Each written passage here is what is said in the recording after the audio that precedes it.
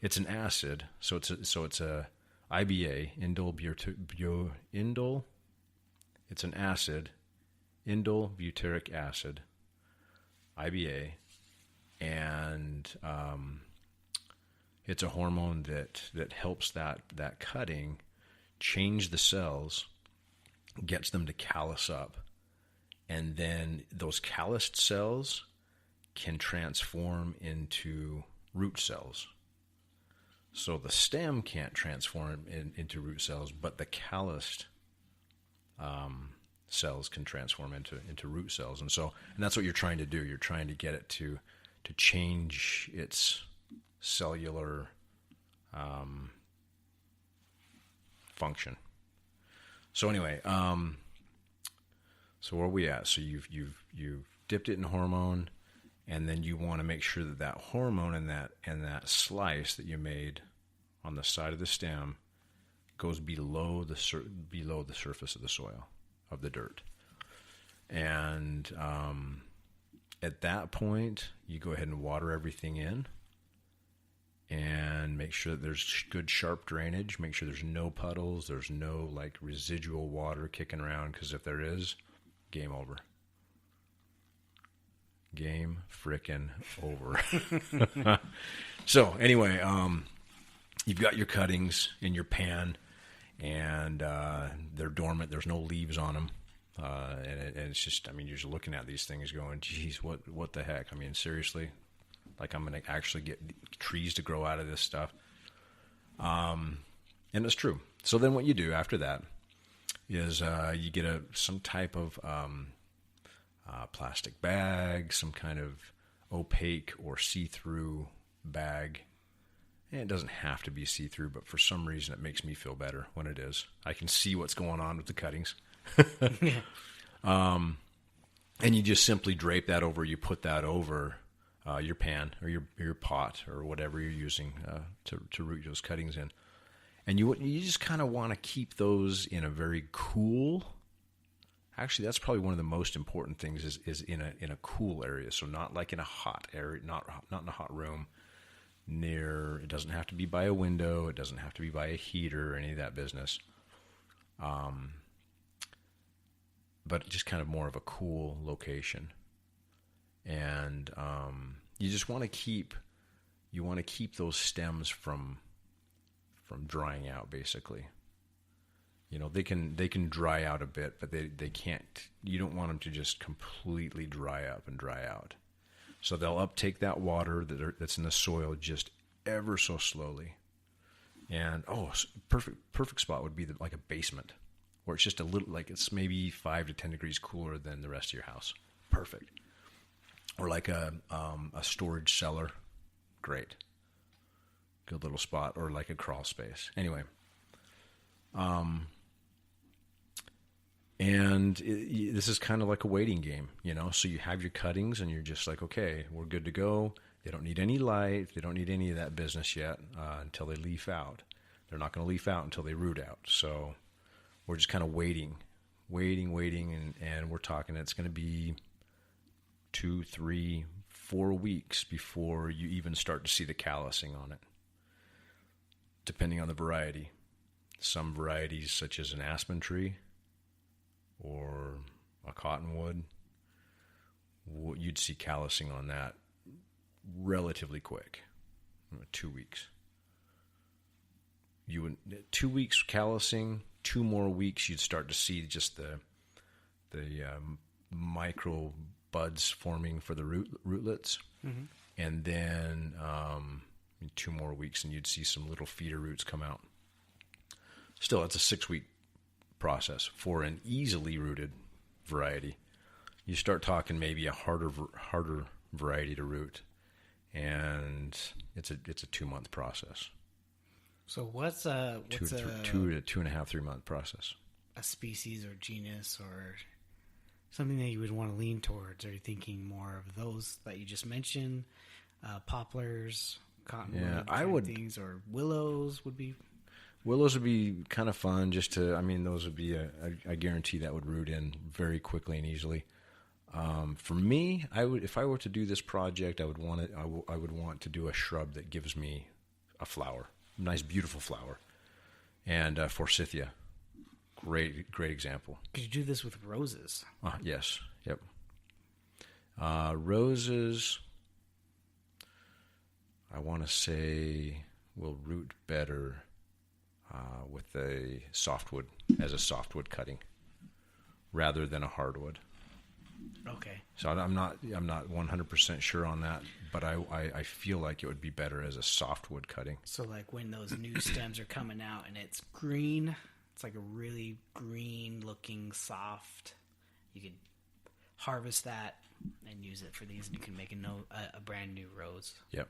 Of that variety, that exact same genetic material. Yes. Now with roses, you're looking at actually this is the same with a lot of trees too, but you're looking at a grafted rootstock, and not to get all crazy confusing, but okay, let's go. But if you have a plant or a tree, rose or whatnot, that has a rootstock that's different than the upper part of the scion part of the growth, then you're propagating from the upper portion of that tree or rose. So you're going to get the same color of flower, same habit of the upper portion, but it may be a very, very weak tree or rose, due to like more susceptible to disease. Maybe it has a really poor rooting system and can tip over in the wind easier. So they choose the rootstock based on I always thought it was to get it to market quicker, but it might be because it has a hardier rootstock. It has better roots, can tolerate different kinds of soils, different water requirements, but it doesn't have a pretty flower. So they graft it to the pretty flower that might have a pretty crappy root system. That's exactly right. Yep. Yeah. So that's a whole nother world, and you could, you could propagate from those, but then you would end up with, you're just unsure, as far as what you would end up with. More than likely, it would be a kind of a weaker version of what you could have. It's probably just because roses have been hybridized so drastically over the eons that they've been used, and there's some really, really tough old heirloom type roses that they're like, hey, let's graft this new fancy cool color on top of that old style heirloom rootstock, and have it perform really great for the homeowner and the consumer and the buyer. Yeah, I screwed up my roses because I cut them down too far, and they grew back as the rootstock. So I lost the pretty rose. What did you end up with? I just ended up with just a smaller rose. Just one. It was like a pretty tricolor. Oh, okay. And now now it was just red. Just a small little red. Yeah.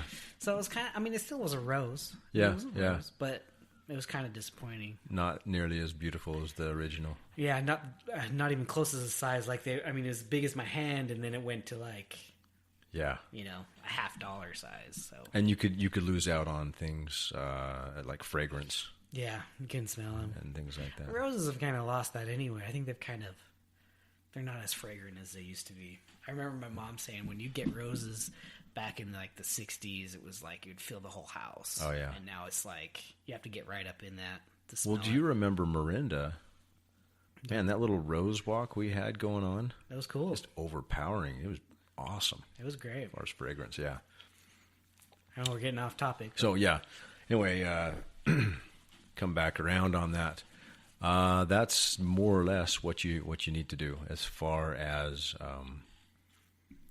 getting your hardwood cuttings to take. And so experiment a little bit, as Yeah, anyone can do this. Anyone, yeah. Even if you found something, I guess you'd have to get, like you were saying, get permission because you don't want to hack it up. But right. If you found something that was really interesting and you couldn't find it commercially, like from your neighbor's yard or whatever, maybe they don't carry it. You could try to do cutting. Yeah. And so not only trees, I forgot to mention, but not only trees and shrubs, but vines.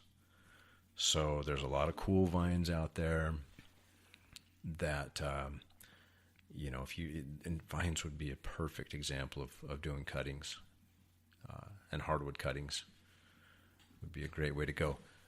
There's a few varieties that are very, very hard to find, like the chocolate vine. Have you ever heard of that one? I have heard of it, but I haven't had any experience. Very cool vine, and it's totally hardy here in the Intermountain West area. Very cool. Has this fragrance to it, kind of like this chocolatey smell. These little so it smells like chocolate. Yeah, that's kind of inconspicuous flower. The flowers aren't really whoa. They're not massive, but it's just kind of like, hey, I've got the chocolate vine, Akebia quinata. Hey, anyway, chocolate. Check this out. Well, cool. Well, I think that. Did you have anything else you wanted to cover? That's it. That was it? Yeah. Cool. Now we're all going to start cutting up each other's shrubs and shrubbery and start propagating our own stuff. Sounds cool. Sounds way fun. Good deal. I mean, if you're really into woody plants, into shrubs, it would save you a lot of money. You just got to invest the time. Yeah, and save you a lot of money, but also provide plant material that is the harder to find stuff. I don't want to necessarily say native plants, but it totally applies to that too. Junipers and things like that. Ooh, sorry about that. I cut out the end of that, so I'm going to say, well, bye, Brad. Bye, Blade. Okay, see you next time. Bye. Okay, well, that was episode 15, Woody Plant Propagation. I want to thank Brad for coming out and doing that, and thanks everyone for listening. Don't forget to share, and we will see you next time. Plant on, Babylon. Oh, no,